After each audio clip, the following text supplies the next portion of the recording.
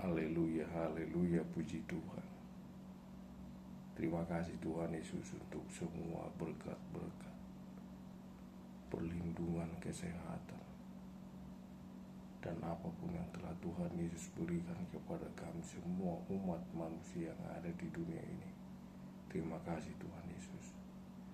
Tuhan Yesus, tolong mampukanlah kami, lindungilah kami, ajarilah kami semua umat manusia yang ada di dunia ini untuk mengasihi Tuhan, mengasihi semua orang, melakukan yang benar, berbicara yang benar, menjauhkan semua dosa, hidup benar di hadapan Tuhan, belajar firman Tuhan setiap hari dengan benar, melakukan firman Tuhan.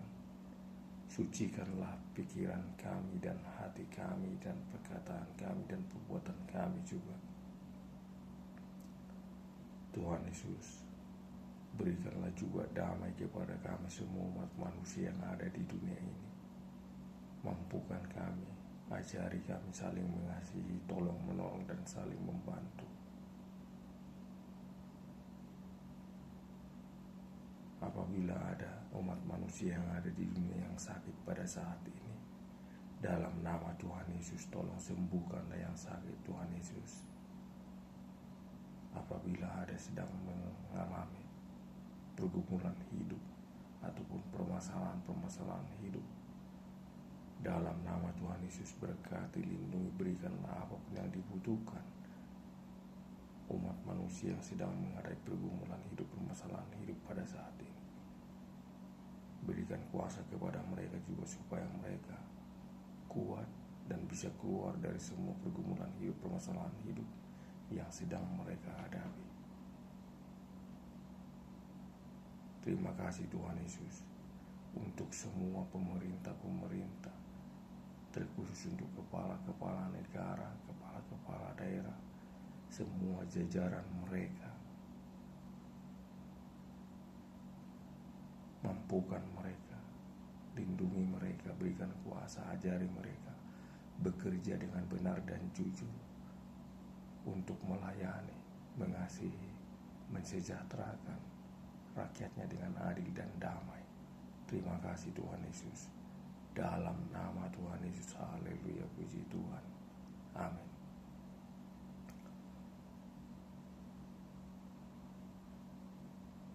Firman Tuhan Lukas pasal 22 ayat 47 sampai ayat 53. Yesus ditangkap. Saat Yesus masih berbicara kepada murid-muridnya mengenai supaya murid-muridnya berjaga-jaga dan berdoa agar mereka jangan jatuh ke dalam pencobaan, datanglah serombongan imam-imam besar, imam-imam kepala, tua-tua, dan bersama mereka ada juga Yudas Iskariot. Datang kepada Yesus, dan Yudas Iskariot mencium Tuhan Yesus. Dan Yesus berkata, dengan ciuman engkau menyerahkan aku, kata Yesus. Lalu beberapa murid Yesus berkata, mestikah kami akan melawan? Dan seorang dari murid Yesus langsung menghunus pedangnya, menyerang hamba imam kepala itu, dan mengakibatkan putus telinganya. Lalu Yesus melarang, sarungkan pedangmu, katanya kepada muridnya, dan menyembuhkan hamba imam kepala yang diserang tersebut. Lalu Yesus berkata, sangkamu aku ini penyamun, sehingga engkau datang dengan lengkap dengan pedang, pentung untuk menangkap saya, padahal tiap-tiap hari saya ada di dalam bait Allah, tetapi kamu tidak menangkap saya. Tapi inilah saatnya kuasa kegelapan itu, kata Yesus, karena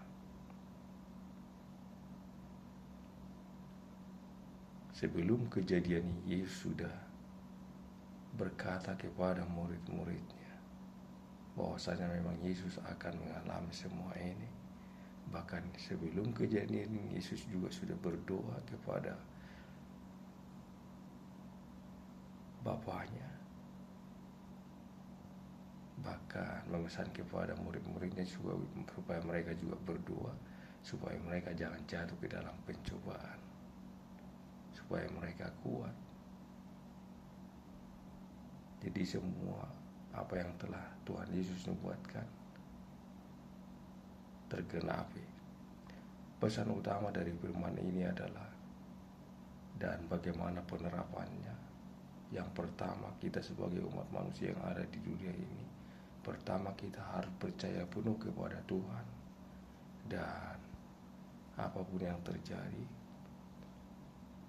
kita harus menyerahkan semuanya kepada Tuhan. Dan seperti murid Yesus juga yang melakukan penyerangan dengan pedang, Tuhan Yesus melarang membalaskan kejahatan dengan kejahatan. Tetapi Yesus di sini apabila ada musuh yang melakukan penyerangan bahkan melakukan kejahatan, harus membalaskan dengan kebaikan, dengan cara di mana Tuhan Yesus menyembuhkan hamba pengawal yang diputuskan telinganya oleh pedang seorang muridnya. Disembuhkan telinga orang tersebut sampai sembuh. Dan di sini Tuhan Yesus sudah tahu akan apa yang terjadi.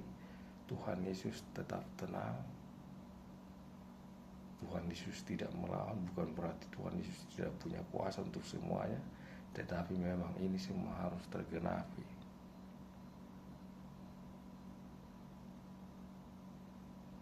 Jadi kita sebagai umat manusia yang ada di dunia ini harus senantiasa seperti Yesus berpesan, senantiasa harus berdoa supaya kita jangan jatuh ke dalam pencobaan, permasalahan hidup apapun yang kita hadapi. Kita harus senantiasa tenang, berdoa kepada Tuhan, kita serahkan semuanya kepada Tuhan. Biarlah kehendak Tuhan yang terjadi atas hidup kita. Haleluya, puji Tuhan. Terima kasih Tuhan Yesus untuk firman-Mu yang mengingatkan kami, mengajari kami bagaimana supaya kami senantiasa percaya sepenuhnya kepada Tuhan, berserah kepada Tuhan. Tuhanlah yang memberikan yang terbaik kepada kami, terlebih apabila kami juga menghadapi permasalahan hidup yang sedang kami hadapi. Dan kami juga harus membalaskan kebaikan dengan kejahatan yang dilakukan mungkin orang ada yang memusuhi kami. Karena itu kuatkan iman kami, beri kuasa kepada kami, ajari kami, mampukan kami senantiasa mengasihi Tuhan, mengasihi semua orang, melakukan yang benar, berbicara yang benar, dan menjauhkan semua dosa. Sucikanlah hati kami, pikiran kami, perbuatan dan perkataan kami juga. Dalam nama Tuhan Yesus, terima kasih Tuhan Yesus. Amin.